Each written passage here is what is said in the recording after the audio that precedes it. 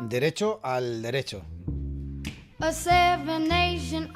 Es un tiempo que abrimos los miércoles en la onda de Cáceres, en la onda, nunca mejor dicho, desde la Casa de los Picos, bueno, acompañados de la lluvia, ya saben, un pequeño espacio para hablar un poco de todo. Tiene que ver con el mundo de las leyes, cosas que nos afectan. Daniel López Vivas, de López Vivas Abogados, ¿qué tal? ¿Cómo estás? Buenas tardes. Buenas tardes, Vicente. Bueno, comenzamos el año, o sea, la semana pasada, el año pasado iba a decir, la semana pasada hablando de oposiciones, ¿no? Vamos a seguir con ello.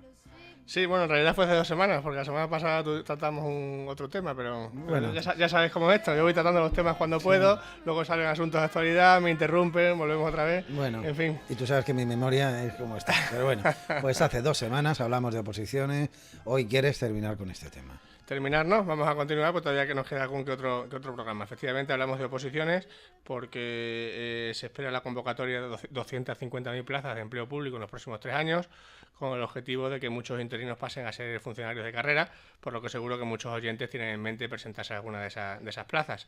De hecho, se espera que 67.000 plazas se convoquen en este mismo año 2017, saliendo entre ellas plazas en administraciones que hace años no ofertaban ninguna, como la Agencia Tributaria, Seguridad Social, Inspección de Trabajo, oficinas de DNI y Dirección General de Tráfico.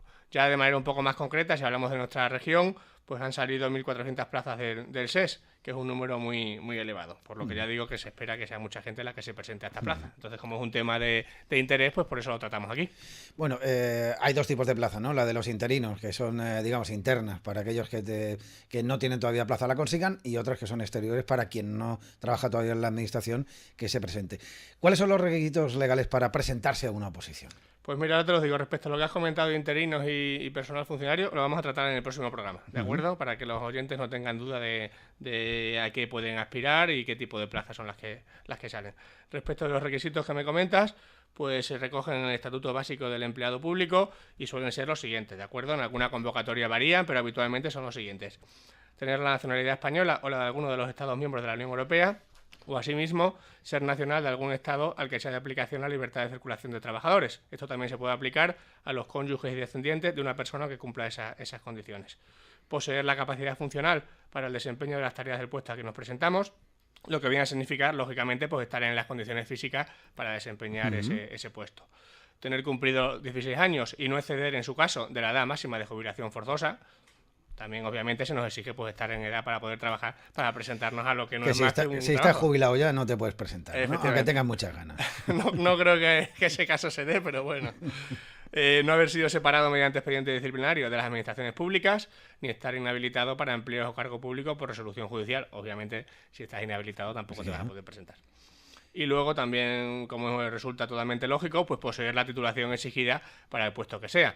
Obviamente en la administración hay muchísimas plazas diferentes y de todo tipo. Hay algunas a las que nos podemos presentar con una formación muy básica, pero lógicamente hay otras en las que no. Por ejemplo, para aspirar a una plaza de juez, pues es obvio que previamente hay que contar con la titulación de derecho. Obvio.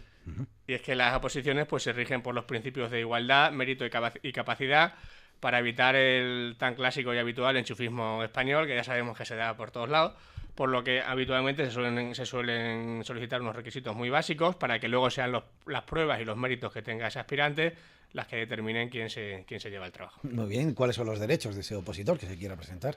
Pues mira, hay que decir que estos derechos no vienen específicamente establecidos en ningún precepto, ¿de acuerdo?, sino que se han ido reconociendo como consecuencia de la numerosa jurisprudencia que hay al respecto, de todas las sentencias. Sí, efectivamente, cada vez que se recurre, cada vez que hay algún fallo judicial, ¿no? Efectivamente. Hay que recordar que es importante también conocer las bases de la oposición, ¿de acuerdo?, que tienen que estar publicadas antes y que se recogen todas las cuestiones que van a afectar a ese proceso selectivo, que ya digo que es importante conocerlas.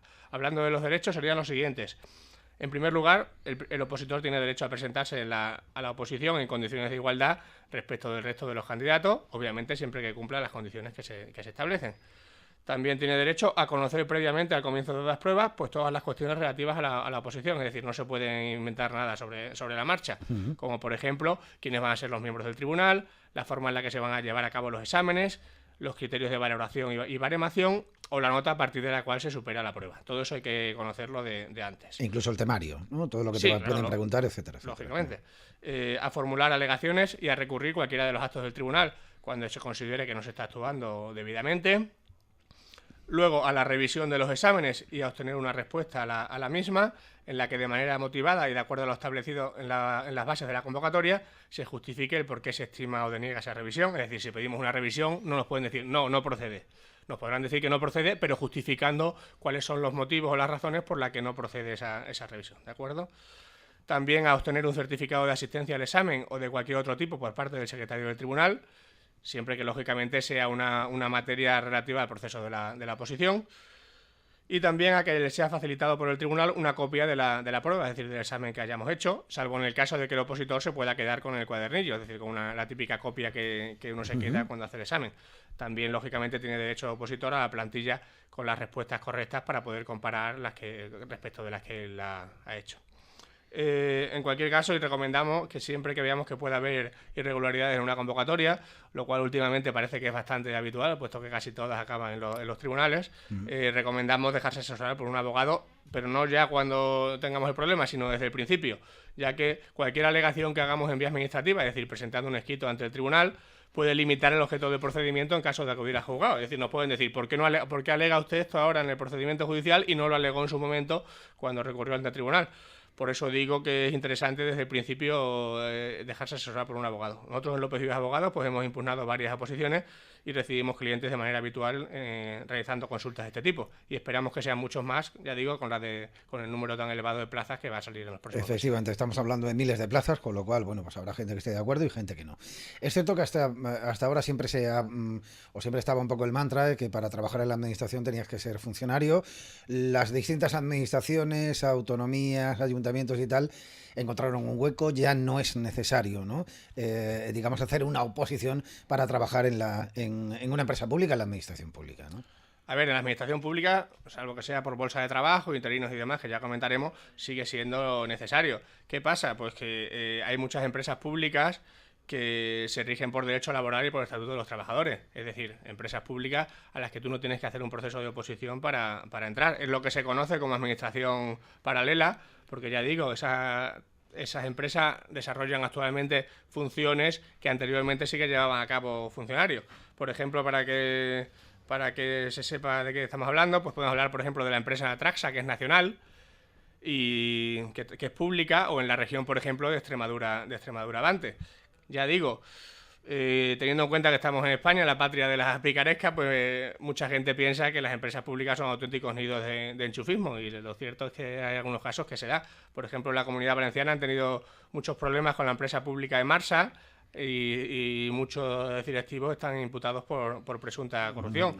Por ejemplo, en Valencia, a raíz de estos problemas, se está intentando que haya un proceso de selección en este tipo de empresas, por el que mediante un examen se elija quiénes son los candidatos apropiados.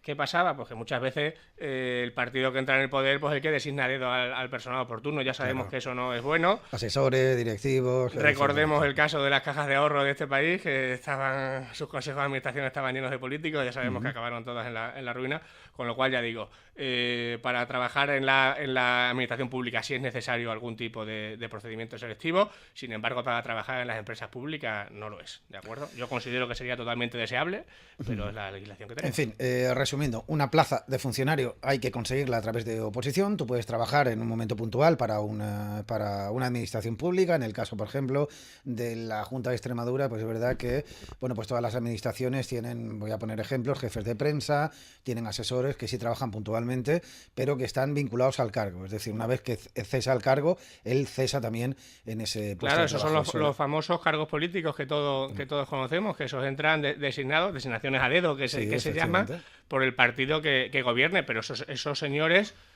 como decimos, son asesores, no son funcionarios. Por eso digo, si eres funcionario, ¿quién es el funcionario? Puede ser interino o funcionario, con plaza en propiedad o sin plaza. En el próximo día lo aclaramos porque hay más categorías todavía. Sí, bueno, vamos a ello. Daniel López Vives, de López Vives Abogados, que tengas una feliz semana. Nos vemos el domingo.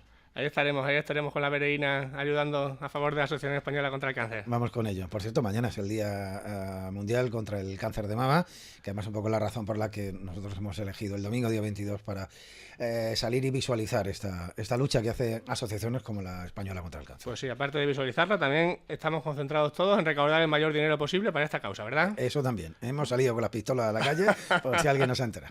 Un abrazo, Dani. Hasta luego.